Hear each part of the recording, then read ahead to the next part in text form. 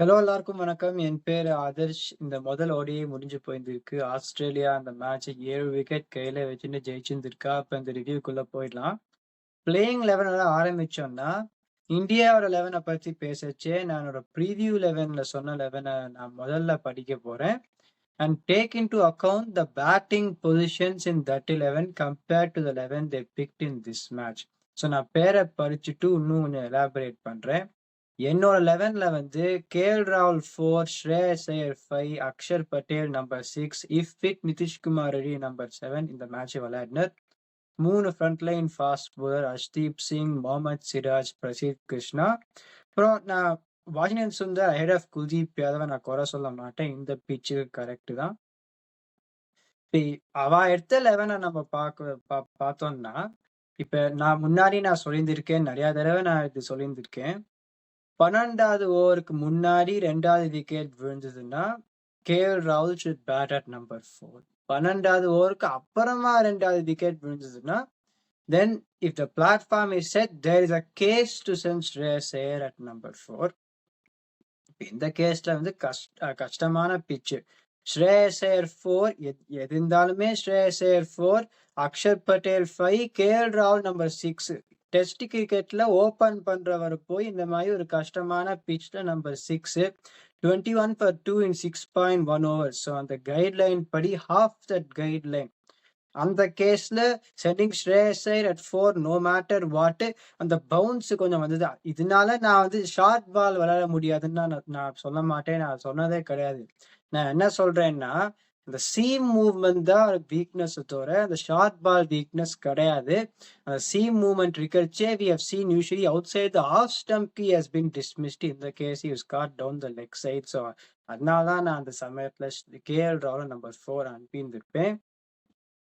அப்புறமா பவுலிங்னு பார்த்தோம்னா, இப்ப the only difference they made was they played Harshit Rana ahead of Prasidh Krishna. அப்புறம் ஆஸ்திரேலியாவோட பிளேயிங் 11 நம்ம பார்த்தோம்னா, நான் வந்து அவ என்ன பண்ணுவான்னு நினைச்சேன்னா, Marnus Labuschagne I think he was only introduced in the squad now after Cameron Green has been ruled out of the series. So அவ 2 பேருமே என்னோட 11ல இருந்தா, but both of them did not take the field today. நான் வந்து 4 front line fast bowler Ben Dwarshuis, Xavier Bartlett, Mitchell Starc, Josh Hazlewood நினைச்சேன். Nathan Ellis is defensive பவுலர்னு they played Nathan Ellis and Mitchell Owen. நான் உக்காத்தி வச்ச 4 பேருமே எல்லாரும் விளையாடினா. Matthew Kuhnemann is a front line left arm spinner. Matthew Renshaw விளையாட மாட்டாருன்னு நினைச்சேன், but they played him. So that's 11th they went. Good toss to win for Australia also. நான் சொன்ன மாதிரி இந்த வென்யூ வந்து நிறையா வந்து லோவர் ஸ்கோரிங் மேட்சஸ் தான் வந்திருக்கு. Seamers wicket split before this match வந்து 35 wickets for seamers, only 7 wickets for spinners. அதுவும் அந்த ட்ரெண்டை நீங்க நம்ம பார்த்தோம்.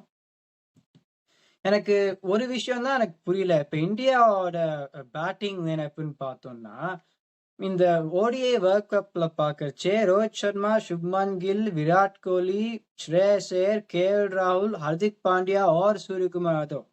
நம்பர் 7ல தான் ஜடேஜா லெஃப்ட் ஹேண்டரா வந்தார். இந்த இங்கிலாந்து ஓடிஐ சீரீஸ்க்கு அப்புறமா எனக்கு புரியவே இல்லை the need to have a left hander in the top 6. Okay, இப்பயுமே you got Axar Patel and Washington Sundar, then you still got right handers. ஆனாலுமே கேஎல் ராகுலோட பொசிஷனை எதுக்காக டிஸ்டர்ப் பண்ணும் எனக்கு புரியவே இல்லை. ஏன்னா லெஃப்ட் ஆர்ம் ஸ்பின்னரா அடுக்கி வச்சாலும் இந்த ரைட் ஹேண்டர் லைனை பார்த்தா விளையாட முடியாதா? சுப்மன் கில் மாதிரி ஃபீட் யூஸ் பண்றவர் வந்து யாராவது இருக்காளா? கேஎல் ராகுல் மாதிரி ஃபீட் யூஸ் பண்றவர் யாராவது இருக்காளா? ஸ்ரேயஸ் ஐயர் மாதிரி ஒரு ஃபீட் யூஸ் பண்றவர். ஸோ எனக்கு வந்து I really don't understand. Left arm spinner in ODI cricket is different from facing a left arm spinner in T20 cricket, but you have to score quickly, boundary direction அந்த மாதிரிலாம் பார்க்கலாம்.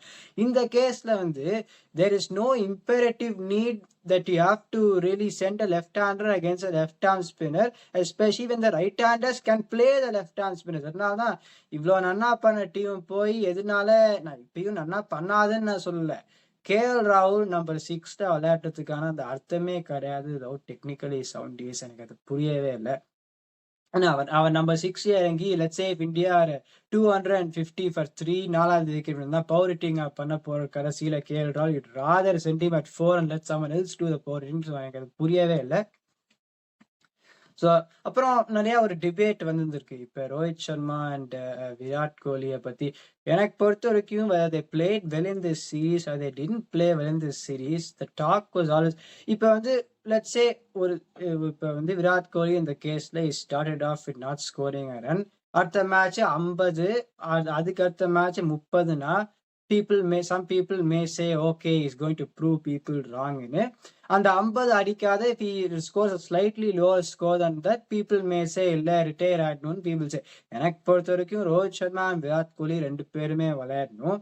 ஆனா என்ன சொல்றேன்னா combined with the ODIs that they will play for India வந்து இப்போ ஒரு Vijay Hazare trophy, அதுக்கப்புறமா இந்த Royal London One Day Cup, இப்போ வந்து அந்த test cricket season when India tour overseas அந்த ஆகஸ்ட் சமயத்துல வந்து Virat Kohli and Rohit Sharma retired from test அந்த ராயல் லண்டன் ஒன் டே கப்பை ஃபுல்லா விளையாடலான்னு நான் சொல்றேன்.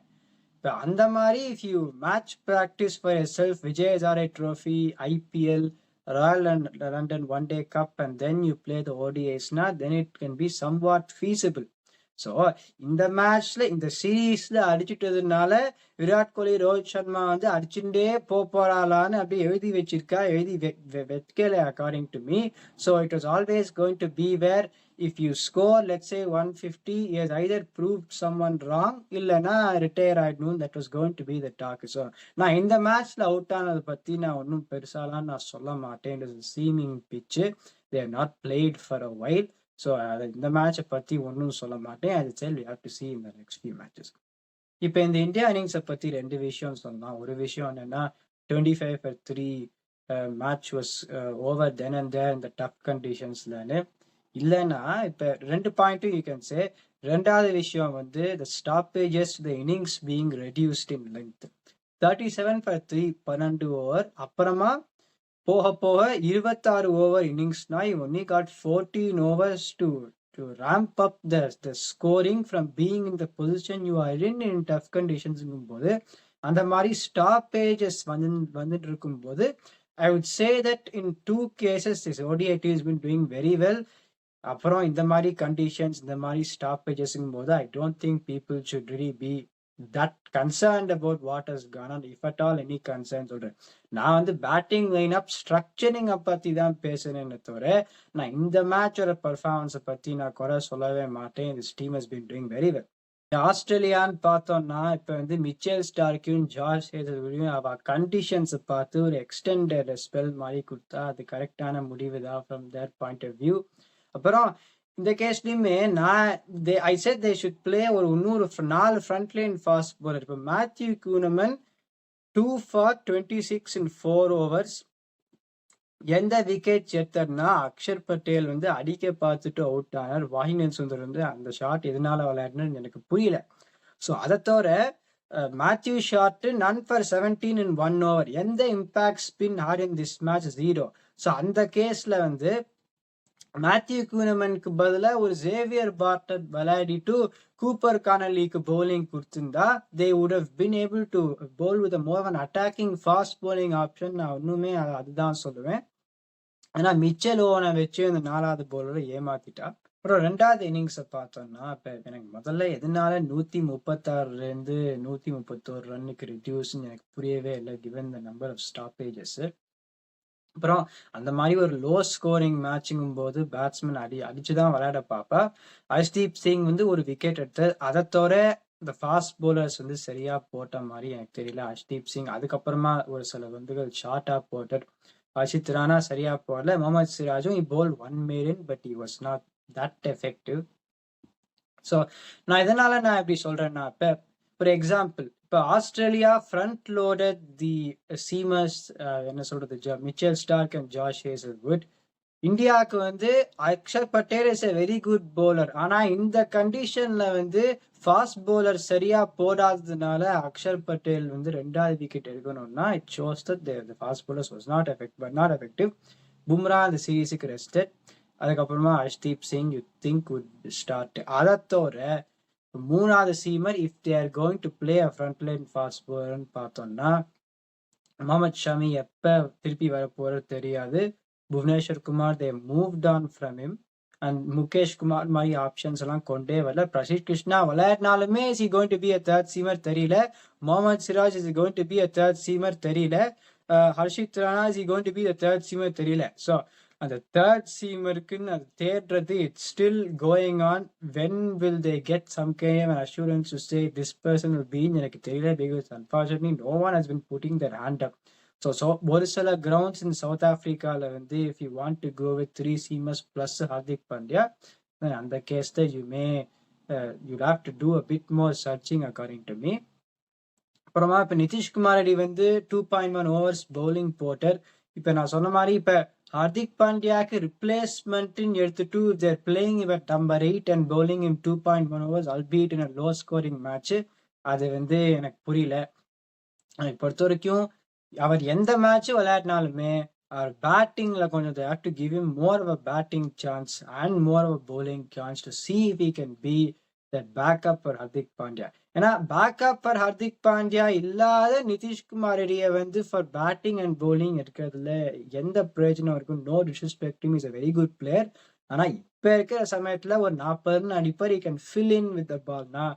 Is he going to be a backup all-rounder? I don't think so. So we have to see how things go. இது தவிர ஒன்றும் சொல்றதுக்கு இல்லை. நிறைய பேர் வந்து I don't think the panic button should be pressed. India has been doing very well. Just என்ன சொல்றது, also trying to see who can fit the slot. இப்ப ரோஹித் சர்மா விராட் கோலி திருப்பி வருதே, maybe you can say the team is also looking to see how they perform. அதனால தான் நான் சொன்ன மாதிரி அது கொஞ்சம் டைம் ஆகும். வந்த உடனே அதுவும் against this kind of attack and this surface வந்து உடனே ரன் அடிக்கிறது கஷ்டம். ஸோ அதை பற்றி தான் நான் சொல்லுவேன். Let's see what happens in the future. இந்த வீடியோ என்ஜாய் பண்ணுங்க, லைக் பண்ணுங்க, சப்ஸ்கிரைப் பண்ணுங்க. இருக்கிற ஃப்ரெண்ட்களும் மை ஒப்பீனியன் வாட்சஸ்.